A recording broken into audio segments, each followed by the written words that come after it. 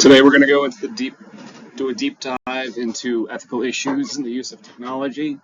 Um, if you are not in class and you see this video, I would appreciate it if you responded to the questions via email. So let's start, as we always do. Engineers in the fulfillment of the professional duties shall hold paramount the safety, health, and welfare of the public, perform services only in areas of their competence, issue public statements only in an objective and truthful manner, act for each employer, clients, faithful agents, or trustees, avoid deceptive acts, conduct themselves honorably, responsibly, ethically, and lawfully so as to enhance the honor, reputation, and usefulness of the profession. As digital systems shape more of daily life, the ethical stakes rise. In the previous class, the discussion focused on the idea that technology will not disappear. Some people enter these conversations with positions so disconnected from reality, like just get rid of technology, that any further negotiation collapses. Removing technology outright falls into that category. The genie is already out of the bottle, so the responsible path is to address the issues that come with it. Privacy, surveillance, environmental impacts from batteries and e-waste are all examples of this. This lesson aims to build the analytical habits needed to evaluate situations like these with precision instead of retreating into unrealistic solutions. So I want you to imagine a scenario where a parent is separated from their child. This is very traumatic for both groups. Now, in this scenario, the state claims the separation benefits the child. The parent understands the rationale but still receives no support from the same people who enforce the decision. Resources exist, assistance is possible. The gap lies in the will to use the capability responsibly. This mirrors a core challenge in modern technology. A powerful system can support people, protect them, or exploit them. The outcome depends on choices, not on the technology itself. That is where engineers must stay alert. Now, I like to draw parallels to fictional stories because, especially when it comes to things like sci-fi, they're surprisingly accurate in some of their predictions and possibilities and outcomes. One example is things like cell phones and communicators. In Star Trek, they came up with the idea of having communicators, these little tablets you could make phone calls with over enormous distances. And now we have them. So there are plenty of instances where sci-fi nailed it. And there are plenty of instances where something that was proposed 50 years ago is starting to come to fruition, is becoming a real possibility. So using this example, I want you to think about in Star Wars. If you haven't seen it, one of the scenes, it's kind of gut-wrenching, is the Jedi go to Anakin's mother and say, look, you're a slave, you can't take care of your son very well, this isn't a very good place for him to live. If you give him to us, we can take care of him. And he'll have a better life with us than with you. And so she goes for it. She says, okay, I'll accept this. However, the truth is the Jedi always had the ability to go back and take care of Shmi, save Shmi. But they just opted not to. Now, there's some politics involved into why they chose not to, but they didn't really have a very good reason to just abandon her. And this, even though Anakin did ultimately have a better life with the Jedi, he was always just treated as an asset to them. However, the Emperor is more explicit with his intents. Still treats Anakin as nothing more than an asset, but he's transparent about it. He's clear about what he wants. And ultimately, he caves to the Emperor because he'd rather be a transparent asset than not. The contrast highlights a point relevant to engineers. Good intentions do not excuse neglect, and institutional missions can create blind spots. Now, let's think about Star Trek. Star Trek approaches the issue from the opposite direction. It has the Prime Directive, and it uses the Prime Directive as a guiding light. But because of the Prime Directive, because it tends to err on the side of restraint and staying out of conflicts, and ignoring problems, because of that, a lot of suffering occurs because they just choose to not get involved. Non-interference becomes a shield that hides a reluctance to act. Engineers encounter this pattern when organizations cite policy to avoid correcting a harmful design or refuse to address intended consequences because the rules don't require it. Across all these examples, realistic, fictional, and technological, the same structure appears. A group has power and capability. The capability can support or harm others. Policies and mission shape decisions. Ethical responsibility depends on the choices made, not on the tools involved. The lesson uses these parallels to build the mindset engineers need: clear thinking, awareness of power imbalance, and a willingness to take responsibility matter more than the technology itself. The aim is to apply these habits so that modern technology benefits people instead of repeating failures shown in the scenario above. My wife and I spoke to our son for a while one day about birds. In my previous class that come up with about privacy, we had no interest in getting a bird, but my in-laws have had two parakeets, Kiwi and Buddy, and Teddy was asking questions like, what do they eat, and can we get one, and can we get a birdhouse, and can we get bird seed, so we have birds visiting us, and all that fun stuff, right? A pretty mild conversation, relatively speaking. As soon as I jumped onto the internet after that conversation, I just kept getting bombarded with ads for birds. I found out later that my Amazon Alexa listens to what I'm saying and directs Amazon to send me targeted advertisement. So, from this standpoint, I want you to think for a minute. Was what Amazon was doing ethical?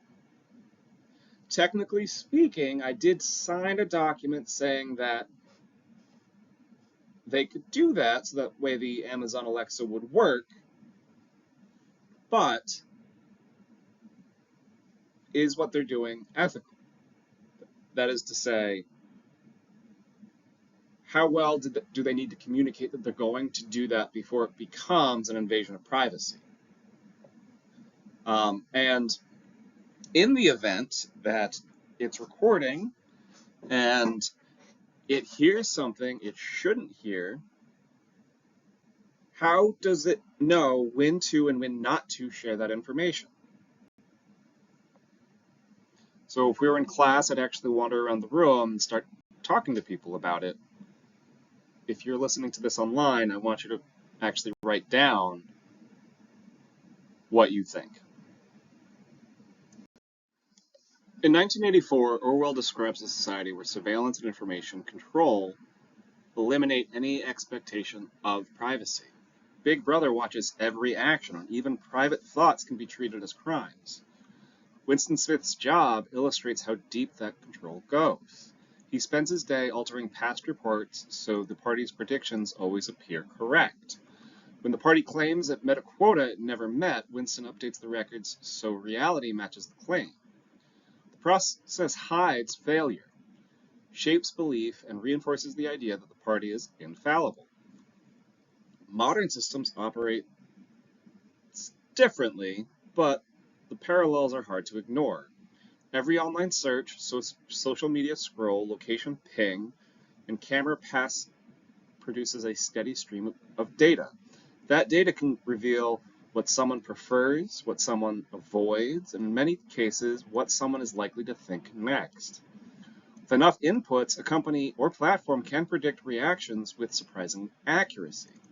Once that predictive model exists, shaping opinions becomes a matter of adjusting what information appears, how frequently it appears, and when it appears. This is where propaganda shifts from Orwell's crude poster to something far more targeted. Platforms like TikTok, Facebook, Instagram refine feeds based off of engagement patterns. The goal may start with simple advertising, but the same mechanism can steer beliefs. A feed can amplify outrage, reinforce specific political narratives, or filter out information that contradicts preferred storyline. People assume they are browsing freely, yet the content stream tilts their views in subtle increments. The effect mimics the party's manipulation of information, not through force, but through design. Surveillance in 1984 is obvious. Screens watch citizens, the microphones capture their conversations. In the modern world, surveillance often hides behind convenience. Phones, apps, smart TVs, voice assistant monitors. They all monitor behavior in the background. The permission slips come in the form of agree buttons that most people click without reading. The absence of coercion creates an illusion of control, even when the results resemble Winston's situation. Autonomy is surrendered gradually. Orwell's line 2 plus 2 equals 5 captures this risk. When the party demands agreement with something false, the only act of freedom is to insist on the truth.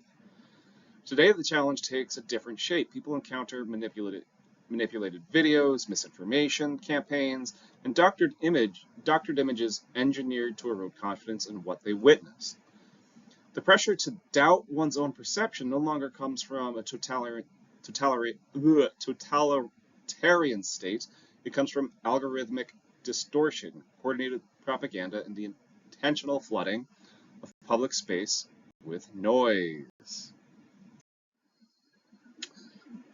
In Brave New World, society is divided into castes. Alphas receive advanced training and handling leadership roles. Epsilons perform labor.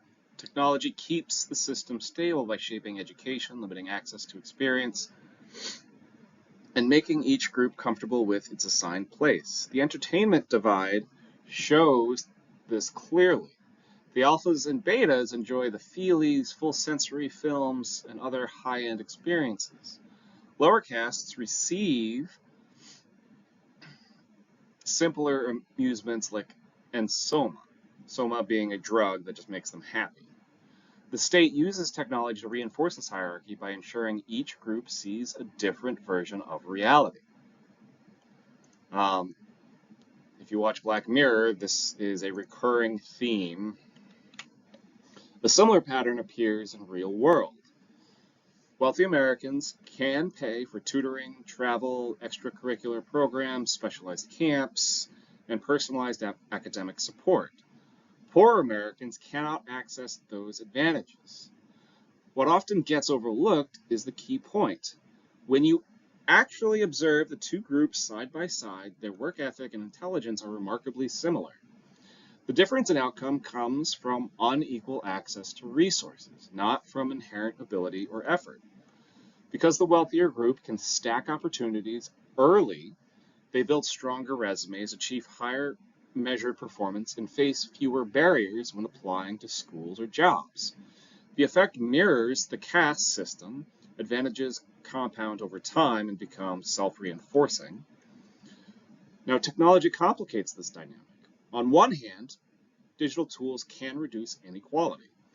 Anyone with an internet connection can learn advanced skills, build a portfolio, or access high-quality information. On the other hand, some criticisms of technology focus less on tools and more on the fact that they democratize opportunities that were once limited to higher social classes. Gatekeepers lose influence when information becomes widely available. Huxley's Savage Reservation reflects global inequality as well. These regions exist outside the world state's technology. They lack comfort and stability that technology provides, but they also avoid controls that come with it. The contrast echoes the gap between wealthy countries and poorer ones. Infrastructure, rights, digital access, and opportunities vary sharply by region. In some countries, recording police misconduct is protected. In others, the same action invites harm. The technology is identical. The political boundaries determine how it can be used. This leads to practical questions. Who gets access to emerging technology? How do those decisions shape the socioeconomic landscape? When some regions accelerate in the digital economy, what happens to those left behind? Brave New World forces us to confront these issues. Technology can lift people up or it can lock them into place. The deciding factor is who controls access and how fairly that access is distributed. In The Terminator, Skynet, an AI system becomes self-aware and sees humanity as a threat, leading to a future where machines wage war against creators. While the idea of robots leading an uprising might seem far-fetched, the underlying concern is real. As automation and AI become more sophisticated, there's a growing and reasonable anxiety about machines replacing humans. Will we reach a point where our own creations render us obsolete in the workforce? In The Matrix, this presents a world where humans are imprisoned in simulated realities, their minds trapped while their bodies are used as an energy source. This grim scenario made me ponder our current relationship with technology. With the rise of virtual reality and social media platforms, are we slowly drifting away from genuine human interaction? Are we, in a way, getting ensnared in our own version of the Matrix, preferring digital interactions over real-world interactions? And lastly, mental health. Both movies touched on the psychological impact of a world dominated by machines. In Terminator, the survivors grapple with the trauma of post-apocalyptic worlds. In The Matrix, those freed from the simulation struggle with the harsh truth of reality. Drawing a parallel to today, one has to wonder, how is our constant connectivity, our incessant need to be online, affecting our mental well-being? Are we equipped to handle the blurring lines between reality and the digital realm? As the debate wound down, a friend remarked, "These movies aren't just entertainment, they're cautionary tales." And he was right. While the Terminator and The Matrix offer thrilling narratives, they also serve as a reflection on the relationship with technology. As we navigate this digital age, it's crucial to remember the human element, ensuring that we use technology to enhance our lives, not dictate them. If you haven't seen Mad Max, make time to do so. The film takes place in a world where societal collapse after resource depletion. Fuel becomes the currency of survival, and everything left from the old world rusts in the desert. The setting feels extreme, but the underlying message fits our present-day trajectory, especially in how we treat technology and the materials that power it. Now think about the device you use every day. Every phone, laptop, pair of earbuds, tablet, or gaming controller relies on lithium-ion batteries. Every one of them contains metals like gold, cobalt, nickel. When you upgrade a device, where does the old one go? Many people can't answer that question. And that uncertainty signals a larger issue. In Mad Max, broken machines and abandoned structures litter the landscape. Today, the same pattern appears in growing piles of electronic waste. Old phones, tablets, and laptops often end up in landfills where their batteries break down and leak chemicals into the soil and water. The same problem extends to electric vehicles when they're not recycled properly. None of those components age harmlessly. They degrade, they seep into the environment, and the long-term effects are anything but safe. Fuel scarcity drives the conflict in Mad Max, and that theme mirrors modern concerns about energy. Our devices may look efficient, but the electricity powering them often comes from non-renewable sources. Without a serious shift towards sustainable energy and responsible material use, shortages won't stay fiction. Many works, Mad Max, Fallout, and others return to this theme because it reflects genuine physical limits, not creative exaggeration. Sustainability is almost non-existent in Mad Max world. The mindset is simple: take, use, discard. The attitude isn't far from how many companies design products today. Some devices are difficult to repair. Batteries are sealed in place. The upgrade cycle encourages constant replacement. The environmental cost is hidden from consumers. Manufacturing, mining, transport, and disposal do most of the damage long before the device gets to you. This is where some self-identified environmentalists fall short. A product marketed as green may produce fewer emissions during use, but the upstream manufacturing footprint can be so high, or the disposal footprint can be so high, that it doesn't matter that it didn't make any emissions while you used it.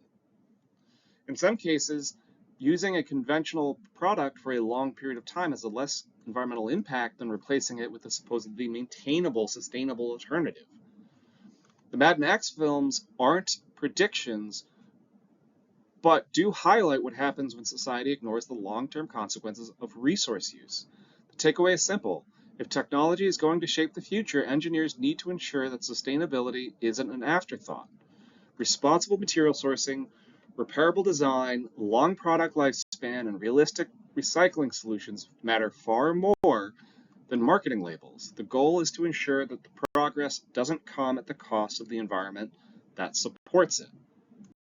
All right, so for viewers at home, this is the first case study. I want you to respond to every individual slide, and I want you to say whether you would want to live in the 1930s or the 2030s based off of what you know about what's likely to come and what things were actually like. All right, so up to this point, I've been using movies and television as ways to express ideas and issues that we are currently facing. Now what I'm going to do is I'm going to use it to put you in the shoes of somebody from the 1930s. There's a character named Willy Loman in the play A Death of a Salesman. Willy is a traveling salesman from the 1930s. He carries with him a suitcase full of tangible products representing his life's work and identity. His world is one of face-to-face interactions, physical records, and a clear distinction between personal and professional lives. However, or more importantly, because of this, there's limited data collection and physical surveillance. In Willy's time, the primary means of understanding a person's life or habits was through tangible evidence and personal interactions. The government and businesses collected data mainly through census, surveys, and manual records, all of them being relatively fallible. Surveillance, if it existed, was in the form of a detective tailing someone or neighbors eavesdropping on one another. Willy's struggles, dreams, and disappointments remained largely private, known only to those he chose to share with them. Fast forward today, and the contrast couldn't be starker. Unlike Willy's suitcase, which contained physical products, our modern suitcases are digital, filled with bytes of data that paint a comprehensive picture of our lives. Every online search, purchase, message, and even our location is continuously recorded, analyzed, and often sold to the highest bidder. Surveillance isn't just a detective following us, it's a facial recognition camera on the street corner, digital assistants in our homes listening to our conversations, and algorithms predicting our next move. While Willy's world had its own challenges, there was a certain simplicity and privacy to it. Today, the lines between personal and public, private and shared, are blurred. As we navigate the digital age, it's essential to reflect on the trade-offs we make for convenience and connectivity. Just as Willy grappled with his identity and worth in the changing world, we too must confront the implication of our digital existence and the footprint we leave behind.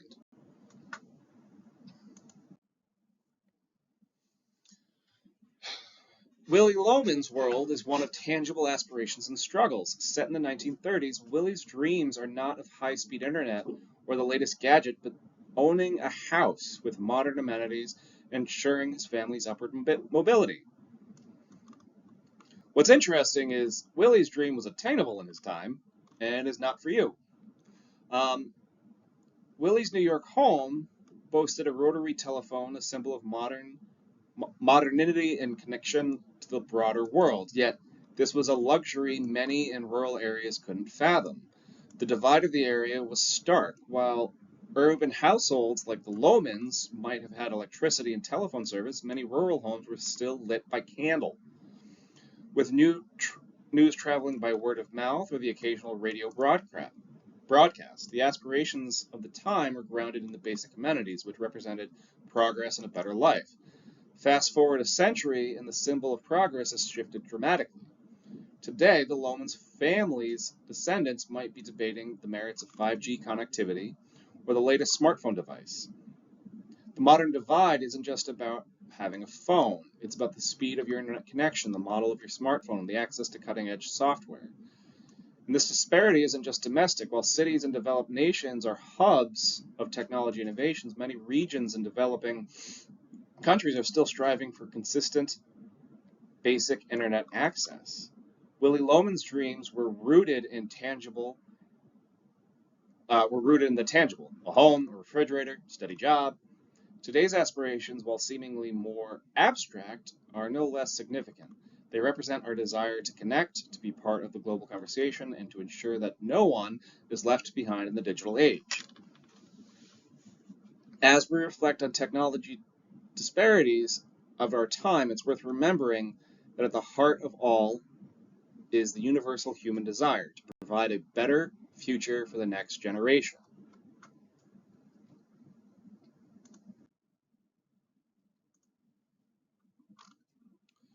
In the 1930s, there was industrialization and radio cinema. It was a decade of transformation. The once agrarian landscapes now became dotted with factories, and cities became the epicenter of dreams and opportunities. Willie, a traveling salesman, was a product of this shift. As he traversed the urban landscape selling his wares, he was also selling a dream, the American dream. At home, the Loman family would gather around the radio, their primary source of entertainment, listening to news broadcasts, dramas, and music. It was a simpler time, where cinema reels and radio waves were the gateway to the world beyond. Fast forward to the present day, the landscape of dreams and aspirations has undergone another seismic shift. The factories of Willie's time are now automated, with machines and AI systems performing tasks that once required human hands. The job market has evolved, demanding new skills and adaptability. The radio in Loman's living room has been replaced by the virtual reality headsets and smart devices, with social media platforms being the new stage for life's dramas. These platforms, while connected as these platforms, while connecting us globally, also challenge our perception of reality, often making us question what's real and what's virtual. Willy Loman's struggles were rooted in the tangible world of the 1930s, where success was measured by material possession and social status.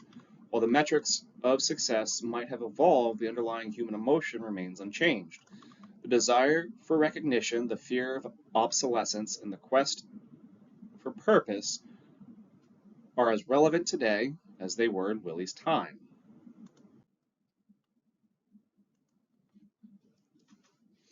The Loman household, set against the backdrop of a bustling 1930s city, was often enveloped in haze. Not the metaphorical haze that clouded Loman's mind in Arthur Miller's Death of a Salesman, but in the very tangible smog produced by booming industries of the time. As Willie walked the streets peddling his wares, he was often met with the sight of factory chimneys spewing thick smoke. The city's skyline was a testament to industrial progress, but it came at the cost.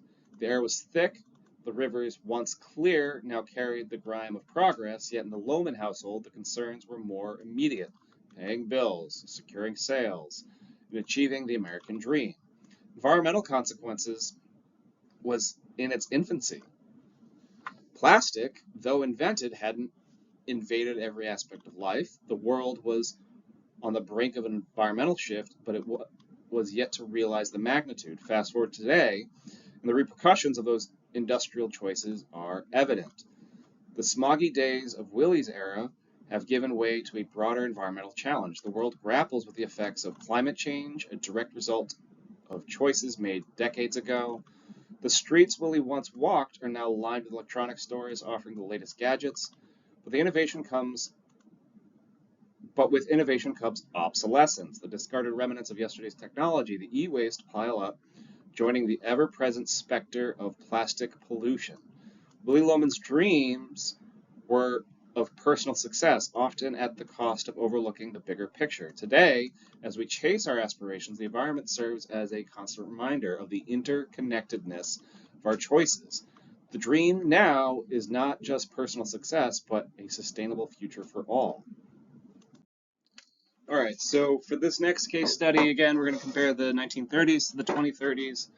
We're going to talk about two people, Clara, who is living in the 1930s, and Neo, who is living in the 2030s. Both face challenges and benefits from the technology of their respective times, shedding light on the ethical implications of technological advances. So Clara, much like Gotham before the rise of the Dark Knight, Clara's world is one of stark contrast. The warm glow of the radio, her window to the world, contrasts with the cold reality outside. The streets, though filled with the hum of daily life, also echo the hardship of the Great Depression. Discrimination casts a long shadow reminiscent of the societal divide in Gotham. Yet, amidst the challenges, there's hope, the magic of cinema. A relatively new Marvel offers an escape, much like the symbol of the Batman offers hope to Gotham citizens. But like Batman's long nights waiting for signal, Clara waits longingly for a letter from her distant love. Fast forward to 2030s, to Neo's time, and the landscape has transformed. The towering skyscrapers of his smart city are reminiscent of Gotham's ever-evolving skyline. The technology at his fingertips, Neo navigates a world of endless possibility, yet much like Batman's sophisticated tech tools, these advancements come with their own set of challenges. The ever-watchful digital eye, tracking Neo's every move, is a grim reminder of Gotham's surveillance state. The marvels of telemedicine and virtual reality, while groundbreaking, also distance Neo from genuine human contact, much like the Dark Knight's isolated crusade. So this is the class activity. If you were in class, I would leave the slide up and walk around the room to discuss. But I want you to define what if any part of the 30s has its benefits ethically. Define what if any part of the 2030s has its benefits ethically. State why you'd prefer one era over the other. Things to consider. Which era had better privacy standards? How did each era handle the digital or technological divide? What were the societal impacts of technology in both times, especially concerning job displacement and mental health? How did each era approach environmental stewardship? So if you're at home, you don't need to answer each of the individual things to consider, but I do want you to identify ethical considerations. What would you need to choose to live in the 1930s? What would you need to live in the 2030s besides, not dying in the next 5 years? And just say why you'd want to live in one versus the other.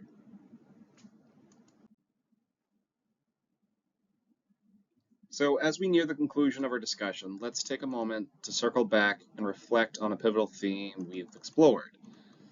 It's astounding to think that the leaps and bounds technology has made from the 1930s to the 2030s, from the humble beginnings of the radio broadcast to interconnected digital world we live in today, technology has become an inseparable part of daily lives. It's reshaped how our communities work and even how we perceive the world around us. But, as the saying goes, with great power comes great responsibility. The rapid pace of technological advancement hasn't come without its ethical quandaries. As innovators and consumers, we're constantly faced with questions about privacy, equity, and the broader societal implications of our digital tools. Our journey through the decades comparing the lives of individuals from the 1930s and the 2030s offered a unique vantage point. It highlights that while the nature of challenges might change, the essence of ethical dilemmas remain consistent across eras.